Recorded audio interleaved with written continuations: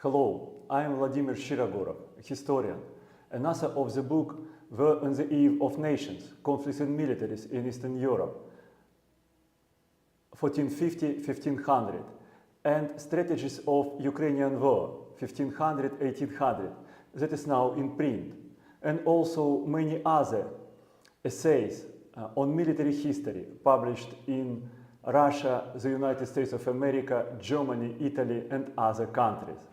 It's my second webinar on the Crimean War, a very important event in military history of Europe and globe in the middle of the 19th century. The seminal importance of the Crimean War for further warfare, for the global warfare in the 20th and 21st century is determined by its nature. The Crimean War was the first large conflict of the industrial powers, where the industrial facilities and industrial kinds of weapons determined its course and outcome. This second webinar is also important because at the end of 2025 and at the beginning of 2026, we would have an anniversary of the Crimean War, and many current politicians and also the current public opinion turn their attention to the Crimean War to find the recipes for today's international crises. One of them unfolding exactly over the territory to which the Crimean War was committed. So the headline of today's webinar is "Whose are victory and defeat in the Crimean War?"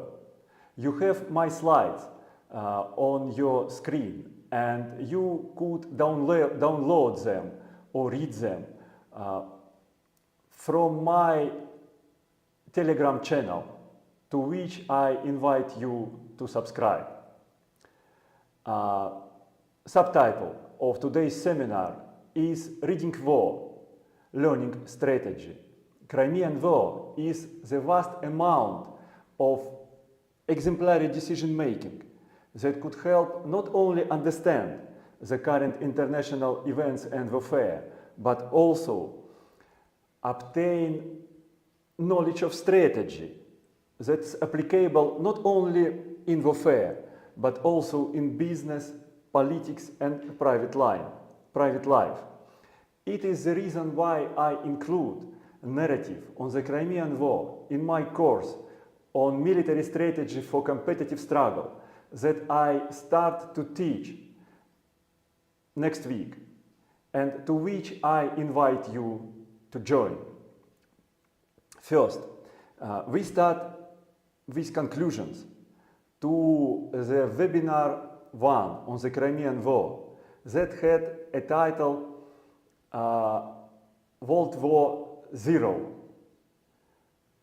Industrial Age as Strategy Against Empires. It's exactly the reason why I pick up the Crimean War to explain some very important concepts of strategy, because the Crimean War developed the kind of strategies that, since its industrial nature, are used during the 20th and 21st centuries.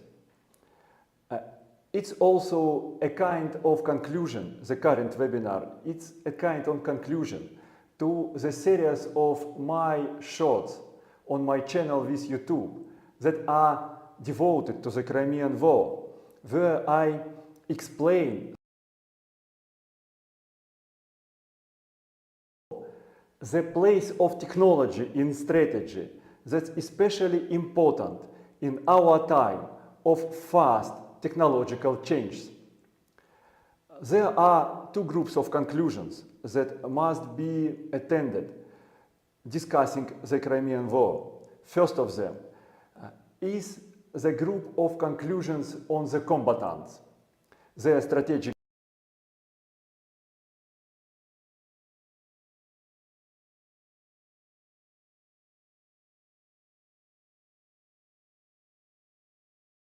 the conclusions about neutrals. The Crimean War was the first large international conflict where the position of neutrals was overly important, and it is one of the lagoons in the current historiography on the Crimean War that must be closed. We will discuss the strategic goals of the neutrals and neutrals' tools of intervention that allowed to them to achieve their strategic goals without intervening in the war by military means. The goal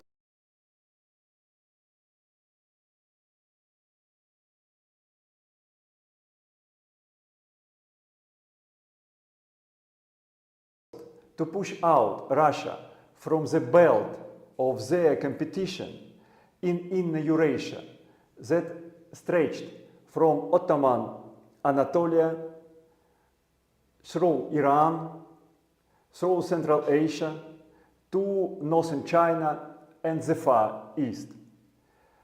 The clash of Britain and Russia over this belt of Inner Eurasia received later the name Great Game. However, it started not in the 1870s, 1880s, where was its peak, but earlier, before the Crimean War, in the 1820s and 1830s. The French strategy was different from the British strategy. France had an ambition to dominate in Western and Central Europe. It was the ambition determined by the French fast economic growth during the Industrial Revolution that it pioneered together with Britain.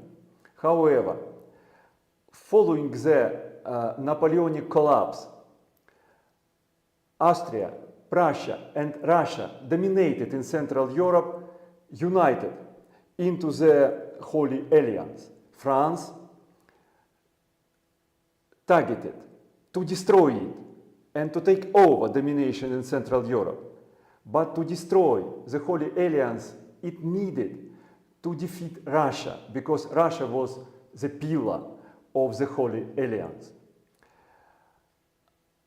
None of the objectives of Britain and France were located in the main operational theater of the Crimean War that was shaped around the Black Sea and surrounding regions. First of all, the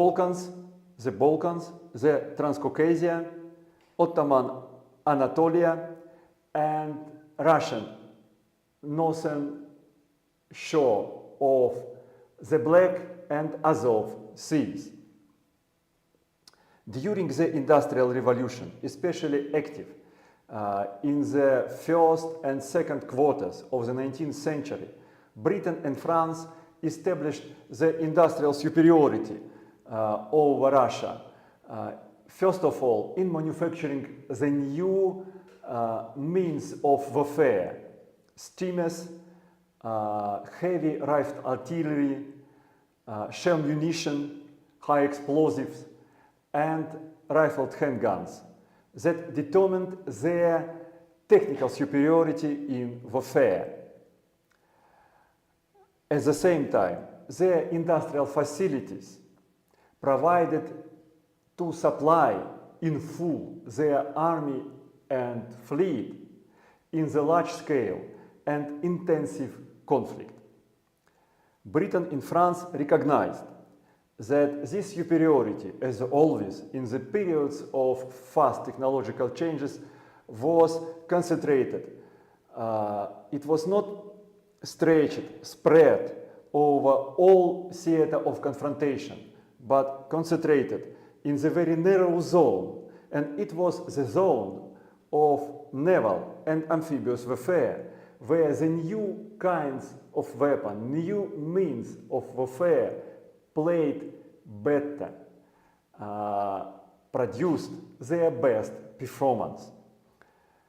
They focused their operational strategy in this zone on the Black Sea and its coastal littoral, and the Baltic Sea and its coastal littoral. The Russian strategy in the Crimean War made overturn following the British and French entering the war.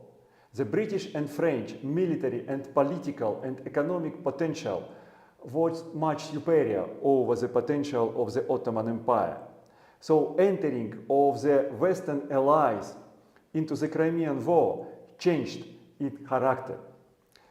Russian strategy started to focus not on dismantling the Ottoman Empire into some statelets under the Russian protection, but to preserve the Russian territorial integrity and political sovereignty.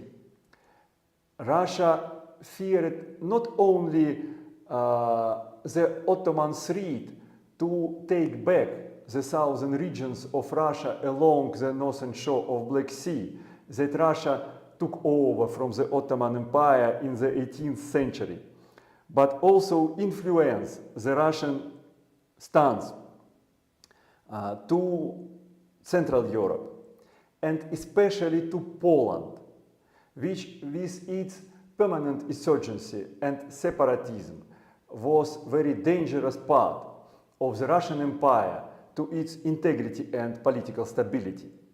Russia still had preponderance over the Western allies in the traditional means of warfare, first of all, in the numbers of its regular army that was trained for regular fighting, first of all, combining the firepower and cohesive infantry bayonet columns.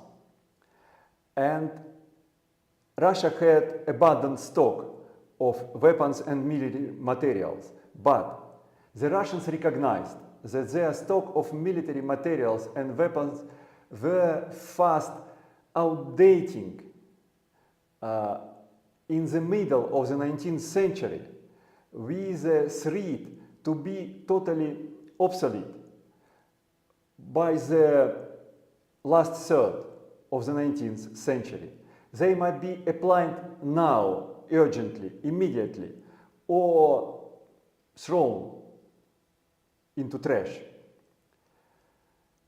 It was a reason for Russia to start the hostilities of the Crimean War. But during the Crimean War, in the dynamics of fighting, it was a great danger to Russia, because Russian industrial facilities could not meet demand of army and fleet in large-scale, intensive conflict. So Russia needed to supply them from outdated stock, increasing the technical inferiority to the Allied forces. Understanding this situation, Russia focused its operational strategy on the theater that, due to geographical conditions, was still applicable to unfold its superiority in the traditional means of warfare. First of all, it was the Balkan theater, but the Balkan theater was divided from Russia by Austria that occupied Moldavia and Wallachia, which are Romania today. But there was another operational theater in the Transcaucasia that was fenced from seaborne influence by the Caucasian Ridge that ran closely to the Black Sea coast, and Russia focused its efforts on this Transcaucasian theater. About the neutrals. France blackmailed Austria, requiring it to side with the Western allies threatening, inciting insurgency of the northern Italian regions that belonged to Austria. The northern Italian regions were most important among many Austrian possessions, and Austria succumbed to the French blackmail and took the position of hostile neutrality to Russia. At the same time, to achieve an independent position in the crisis, Austria occupied Moldavia and Wallachia to divide the belligerents.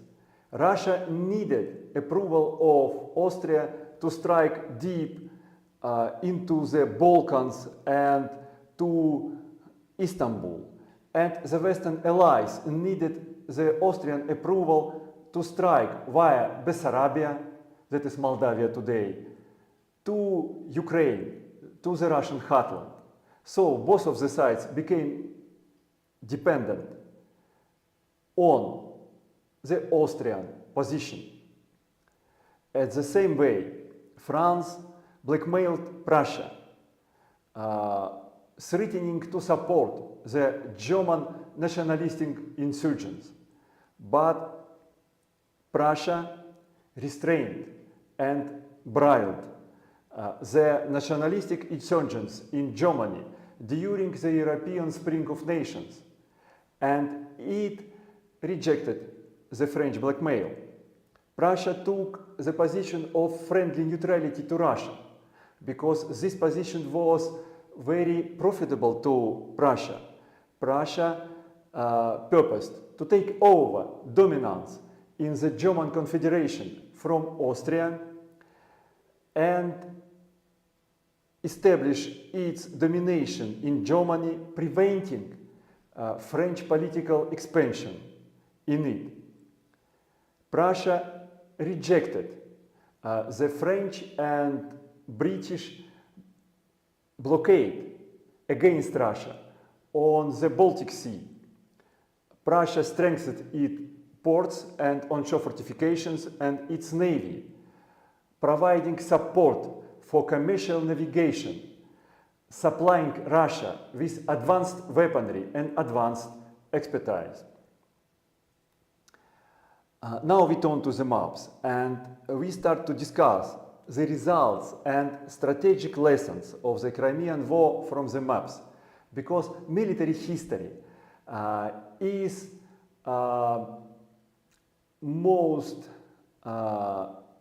better depicted on the maps. Historians who do not operate with the maps are not military historians, but military philosophers. And I give you the military history of the Crimean War because studying it, you find the lessons for your strategy also in other spheres of life. And in all of them, making strategy, you have to make map. Maybe not geographical map, but the map of your strategic surrounding in the obligatory way. So, the Crimean War in its main Black Sea strategic theater had three operational theaters. First, the operational theater in the Balkans. Second, the operational theater in the Crimea, in the Crimean Peninsula, but including some southern regions of Russian Empire, from nowadays Rostov in the mouth of the Don to nowadays Odessa. And the third operational theater of the Crimean War in the southern Black Sea strategic theater of it was the Transcaucasian theater. It was sent at the mountain passes from the Transcaucasia to northeastern Anatolia, which was extremely important for the Ottoman Empire, and later I explain why. The Crimean operational theater of the Crimean War is depicted now on your screen. its active zone did not include all the Crimean Peninsula, but only its southern part around Sebastopol and Balaclava, two ports on the southwestern and southern shores of Crimea. The specific geography, specific landscape of this region or sub-region or district consisted in the fact that if the region in the triangle between Sebastopol, Balaclava and the Black Sea was available for amphibious and naval operations, then it was fenced from the Crimean inland by the slopes of high Crimean mountains. And it is also very important geographical condition, geographical factor for the course and outcome of the Crimean War. Now you could find on your screen the main battles, Russian pushes in red, Western pushes in blue, in this fighting zone of the Crimean War around Sebastopol. What is important?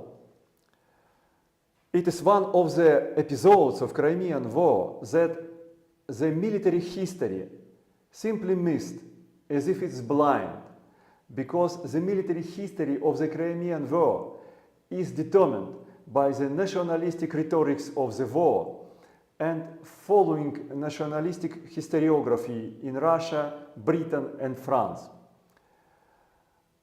Following the landing of the allies of British and French troops between Sebastopol and Evpatoria, that is north of Sebastopol, they marched to Sebastopol to attack it. However, Sebastopol is divided for two parts. Northern part, north of its harbor, and southern part, south of it.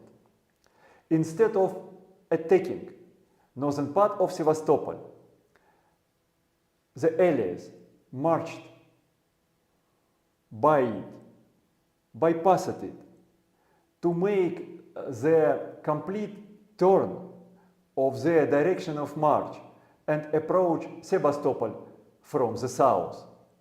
At the same way, Russians marched out of Sebastopol to the north instead of defend it.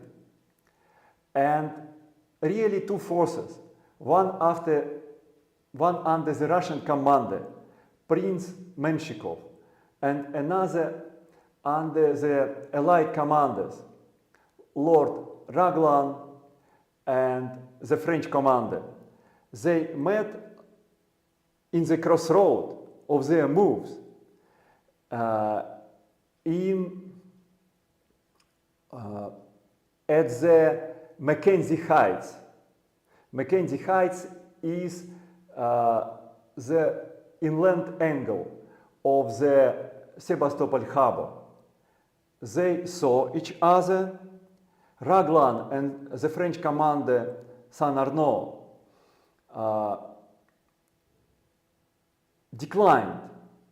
abstained from attacking Russians, and Russians abstained attacking them. They saw each other, met on the crossroad, and came to different direction. Why? Because they had different operational strategy. While British and French forces strove to deploy at the southern part of Sevastopol, where the best conditions for amphibious and naval warfare existed, Russians retreated to the Crimean inland, where the best conditions for their operational strategy, for traditional means of warfare, lay. This crossroad was the most important point of the operational strategy in the Crimea that is missed by the military history up to today. And I will explain its importance in my essay that I plan to publish with the prominent Italian magazine on military history and in October, and then presenting at some international conferences. So they came in different directions. And then, following this crossroad, the Russian operations in the Crimea were focused to push the flanks of the narrow Allied position to prevent their deployment against Sebastopol. And the English and French actions were focused to deploy against Sebastopol. But many very important, clever, smart decisions of the Russian commander-in-chief, Menshikov, prevented their full force deployment. Menshikov is normally depicted as cumbersome and passive general. However, his decisions were much more clever and much more smart than decisions of the British commander Lord Raglan and the French commander Saint-Arnaud. First, Menshikov ordered to sink the Black Sea Fleet across the harbor. Normally, this decision is depicted as his intention to prevent the British and French fleet from entering the Sebastopol harbor.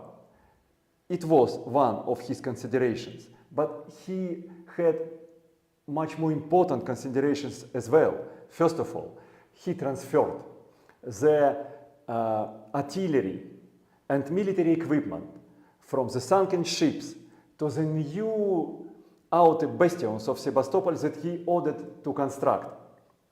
He transferred also the naval crews to defend these bastions. It was extremely important because with this move, the Russian land army received the personnel and heavy weapons that it didn't have otherwise.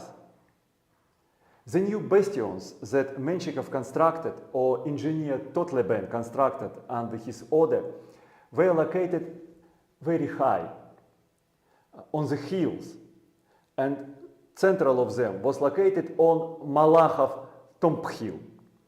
And this location prevented English and French troops from lifting their heavy artillery from their logistical harbor at Balaklava to the siege positions, because Russian positions were too high for the means of transportation that they had. This situation counterposed mighty Russian firepower against much weaker French and British firepower, and it was the reality that totally correct, that turns over the conclusions that normally the historians present about the English and French technical and tactical superiority over the Russian forces. No. In local situation at Sebastopol, Russians had tactical and technical superiority until the British did not construct a railway from Balaklava onto the Sebastopol heights. At the beginning of 1855, then they were able to deploy their heavy artillery, their technical firepower superiority over the Russian forces, and fall of the southern part of Sebastopol became only an issue of time. However, the next Russian commander at Sebastopol, Prince Gorchakov, managed to march his army, evading the Allied strikes on the floating bridge across the Sebastopol harbor to the northern side of Sebastopol. Allies took over its southern part, destroyed arsenal, destroyed the town. But the Russian position in the Sebastopol operational district became not weaker but stronger, because Allies were not able to storm it across the harbor. and more than 300,000 Allied troops with excellent equipment, excellent weapons, were locked in the deadlock of the Sebastopol foothold, from which they could not envelop operational advance due to the Russian positions on the steep slopes of surrounding Crimean mountains. Now we talk about the Transcaucasian theater. Now you have a map of the Transcaucasian theater on your screen. All the battles, all the engagements that are depicted on this map are important. However, the general view on the theater is much more important. You can see that during 1853 and 1854, the Russians shaped the operational theater in Transcaucasia, slowly narrowing the focus of the theater, the focus of the struggle, to the center of gravity of the battle over the fortress of Kars that dominated the passes from the Transcaucasia to northeastern Anatolia. Why northeastern Anatolia was so important? Not only because it was a marching route to Istanbul, to the heartland of the Ottoman Empire, but also because the most of population in northeastern Anatolia was composed of Armenians. Armenians were, in this period of time, in the moment of their national awakening, and they strove to create their state, their statelet, under protection of Russian Empire. And Russian advance, Russian penetration, Russian breakthrough into northeastern Anatolia would result in the general Armenian resurrection, Armenian upheaval that could bring the Ottoman Empire to total collapse. So Russians formed the operational theater, they narrowed focus of the struggle to Kars, and they took over Kars in the autumn of 1855, storming in September and forcing to surrender in November. At the same time, English and French headquarters understood importance of the Transcaucasian theater for outcome of war. They moved the Ottoman army that they rearmed, retrained from the Crimea to Caucasian Black Sea coast to intervene in the struggle at Kars. But the geographical conditions of the theater did not allow to do that. The Ottoman army under their commander Amir Pasha marched along the coast and returned to the point of its disembarkation. The move had no results, and Russian army obtained the operational freedom to advance into northeastern Anatolia and return to the Russian strategy of dismantling, destruction of the Ottoman Empire. Now we come to very interesting conclusions about course and outcome of the Crimean War that help us to understand what is strategy, how it works, not only in warfare, but also in business and politics. First, Sebastopol was not taken by the British and French forces, or only the southern part of it was taken, but from the tactical and operational point of view, southern part of Sevastopol was inferior to its northern part that remained in Russian hands. British and French ships were unable to lift their guns to destroy the elevated fort, Russian fort, on the northern side of Sebastopol. Russians from this fort with its firepower dominated over the Sebastopol harbor, preventing the Western fleets for using it. And Russian position on the slopes of Caucasian mountains was impregnable. So the Allies were deadlocked on this foothold, and their large army was now useless.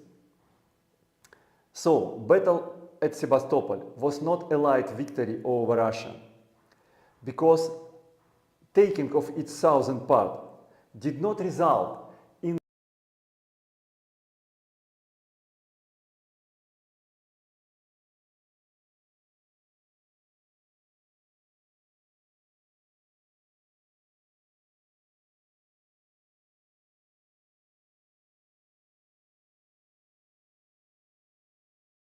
opened the Russian strategical prospect.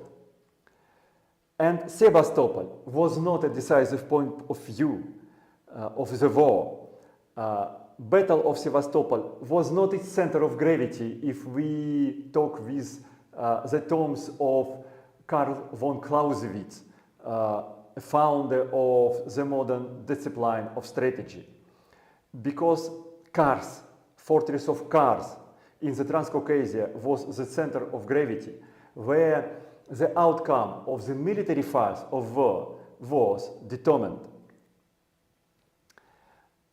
Russia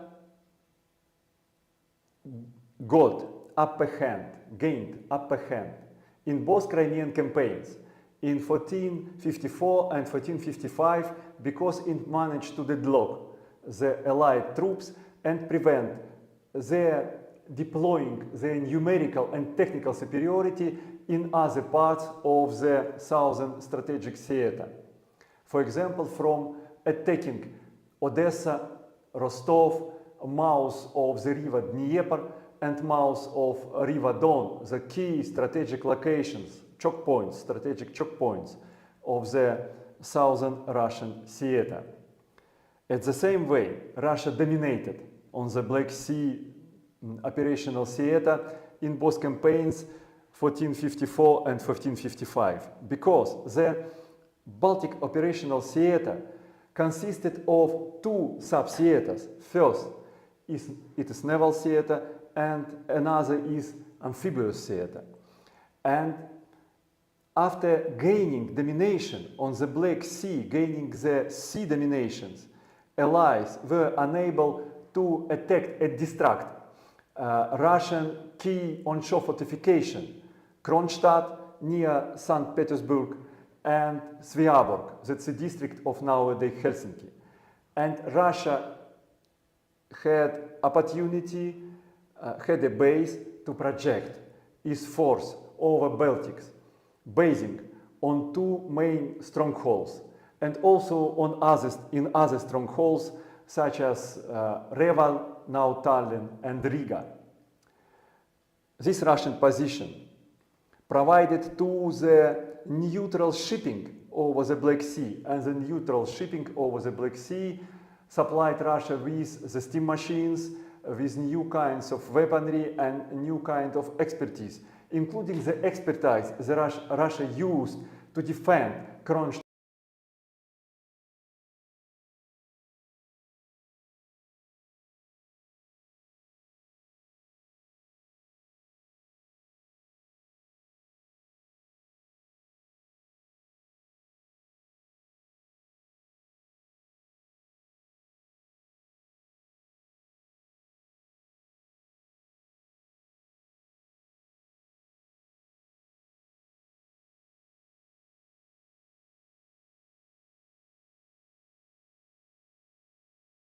Its initial and principal objective. Now the principal question.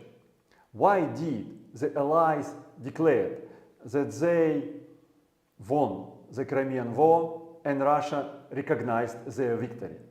Again, theory of war of Karl von Clausewitz proposed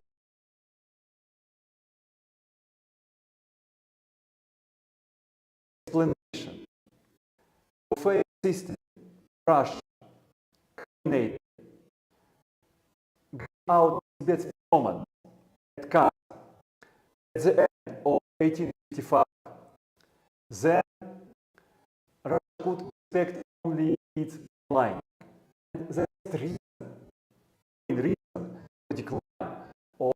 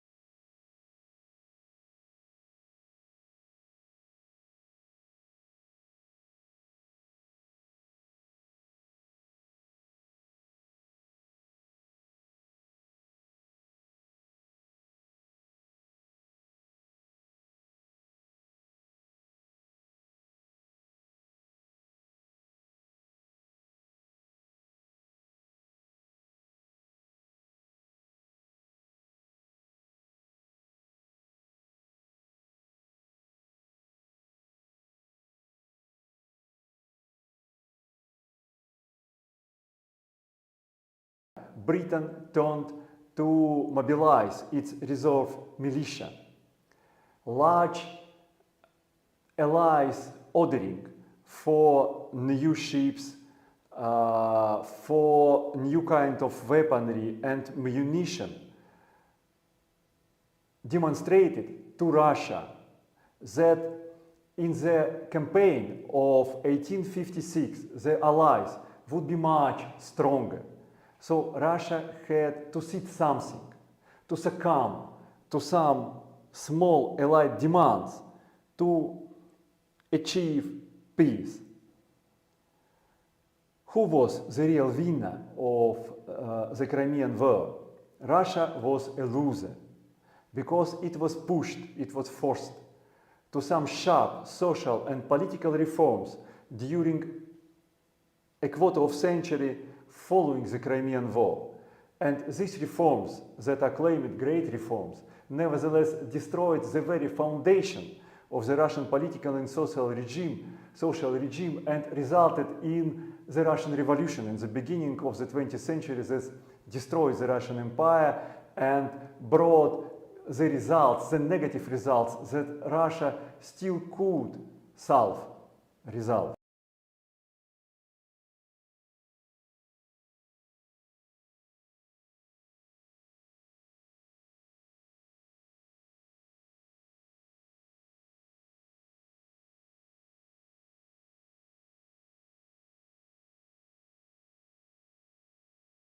Britain was not winner of the Crimean War because not Britain but Russia occupied the inner belt of Eurasia and dominated from Central Asia to northern China during the last quarter of the 19th century. Austria was not winner of the Crimean War because despite its very acute moves, it was not able to establish the dominating bloc over Europe with France. And during next 5 years, France took over from Austria its Italian possessions and transferred them to the new Italian United States. And Germany, in 15 years, took over the Austrian German possessions and created the United German Empire under the Prussian leadership. At the same time, Prussia established the German Empire as a direct consequence of the international changes that happened during and in aftermath of the Crimean War. It was a real winner of war, but being neutral and hostile neutral to the military dominant in the war, Britain and France. And the Ottoman Empire, despite it suffered heaviest defeats in the Crimean War, and Russian army advanced in the heartland of the Ottoman Empire in northeastern Anatolia. The Ottoman Empire became the winner of the Crimean War because following the Crimean War, the Ottomans started creating their Muslim Turkic core in the Ottoman heartland, and this core became the base for the modern Turkish statehood ushered by Mustafa Kemal Atatürk. It is the strategic results of the Crimean War and true picture of it that could be received by studying strategy. I call you to study strategy, to subscribe to my channel with YouTube and Telegram, where you could find a lot of other materials on the subjects of my discussion. And I invite you to my course of military strategy for competitive struggle that I start to teach next week, where you learn how to solve, applying the examples of the military strategy, of military history on your current affairs to be a winner. I am Vladimir Shirogorov, historian and author of the books War on the Eve of Nations, Conflict in Militaries in Eastern Europe, 1450-1500, and Strategies of Ukrainian War, 1500-1800, that is currently in print with pen and sword. And I am author of many other essays on military history, published in Russian and English in the United States, Germany, Italy, Russia, and other countries. I invite you to subscribe to my channels and welcome to my course. Goodbye.